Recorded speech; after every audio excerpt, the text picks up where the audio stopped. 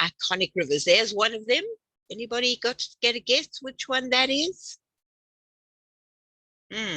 Maybe we'll see it just now as we go along. The rivers, the first lot of rivers we're going to see is we're going to see the Columbia River. We're going to see the Willamette River in Oregon. I'm sure my pronunciation Willamette. Willamette. I knew somebody would tell me how to pronounce it because none of the videos had anybody saying the name of the river, so it didn't help me. And Salmon River. We're going to the Flathead River in Montana. This is another one. Who can tell me how to pronounce this one? Tuolumne River. Thank you, Fred. And the Colorado. Those are the ones we're going to start with. And then we've got some more after that. So let's begin with it. So starting with our first river, we've got our Columbia River. This is a beautiful river for us to begin with. And there it comes. So here is a stunning river. The Columbia River is the largest river in the Pacific Northwest region of North America. The river rises actually in the Rocky Mountains of British Columbia in Canada. And this river serves as the border between Oregon and Washington. And it's roaring powerfully through between these two states. It is 1,243 miles, and it goes through some of the most wondrous parts of the Pacific Northwest. It really is amazing to see a river flow right through a mountain range. That is exactly what the Columbia River does. But how did it manage that? Well, it actually says that the river was there first. And then with the upheaval of the tectonic plates, it rose slowly enough for the river to continue to flow. So the river just kept on flowing. So this river was here long before the edges of the river as such. And at some places, it is 400 feet deep. So it really is an incredible river to go along with. The Columbia River was actually started 17 million years ago, and with the general uplift of the crust, the Cascade Mountains were formed. But this happened about 15 million years ago. But as I said before, it was slow enough, and the river was able to keep eroding and to stay as this mighty, mighty river. So let's go and have a look at this beautiful river as it flows. We won't see the whole video, but we will see some of it. Let's have a look. Share the color. I didn't go to the beginning.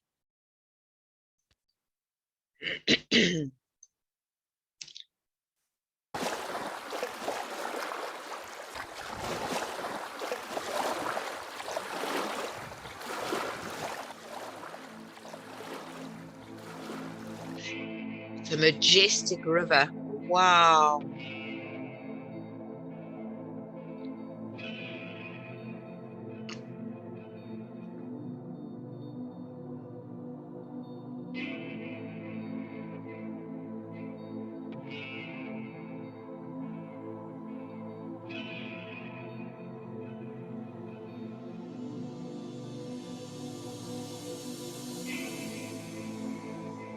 So with the height above the river, they can use it.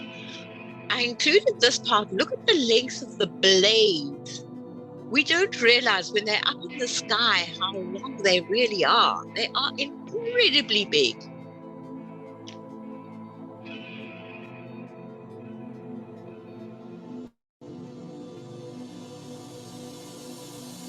And there's that beautiful river below.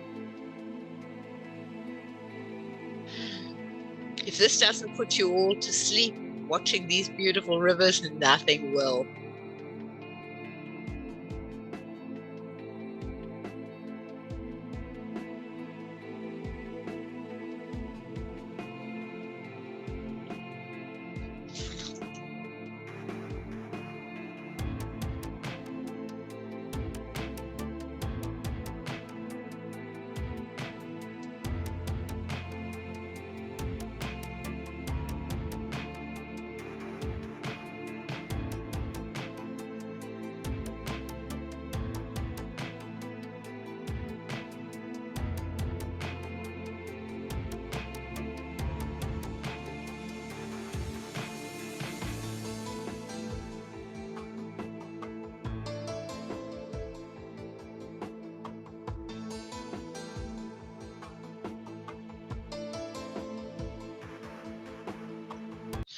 Right. Now, how many of you have, in fact, been and seen this magnificent Colorado River? Christine's seen the Colorado River, and thank you. She's put in a thing where you can cruise on that. Columbia. Oh, Columbia, sorry, Columbia. I've turned the page. Columbia River. Yeah, it is such a beautiful, beautiful river. I think we had some magnificent ones in South Africa, but that one, wow. In fact, all of It the ones reaches in the ocean. It enters the ocean between Washington State and Oregon. That's right. It's the border all the way along Yeah. between the two. So it's an incredibly long river, very wide river. You can see it's a very old, very well-established river that goes along. So now let's move on. Oh, welcome everybody else. There's Amy and Diane and Sylvia and Angela and Kieran. Oh, and Aileen. Lovely to have you, and Audrey. So we've got lots of lovely faces in class. So, continuing on our trip, we're going to go to the next river. And this is the Willamette, Fred? Willamette. Willamette. Willamette, thank you. Just at 6 o'clock in the morning, apologies. Willamette, the Willamette River. It is an awesome river, and it's got lots and lots of little tributaries that come in off it to get to where it is. And this is in Oregon, and it's 187 miles long, and it lies entirely in the northwest Oregon. It's got three separate forks, a main stem, a middle, and a coastal fork.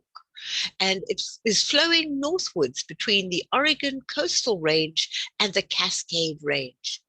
The river and its tributaries form a basin called the Valley Basin. The main stem of the river meanders through Eugenie in Springfield, and this beautiful stretch of river is easily accessible by parks, by bike paths, and by footbridges.